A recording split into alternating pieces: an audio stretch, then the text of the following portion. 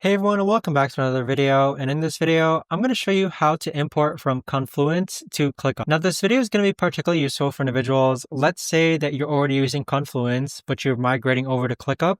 How do you actually go ahead and import your data from Confluence over to ClickUp? Now, this video is going to be short, sweet, and simple, guys. There's not going to be a lot of steps involved. So in order to do this, what you're first going to do is click on your profile icon on the upper right-hand corner. Then click on Settings. Then from here, you want to go ahead and click on Imports/Exports. Now go ahead and find Confluence, which is located right over here. So click on this, and then it's going to prompt you to log into your Confluence account.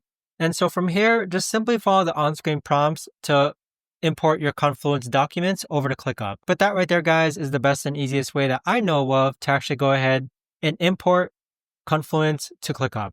If you guys know of a better or easier way to actually do this, let me know in the comments down below.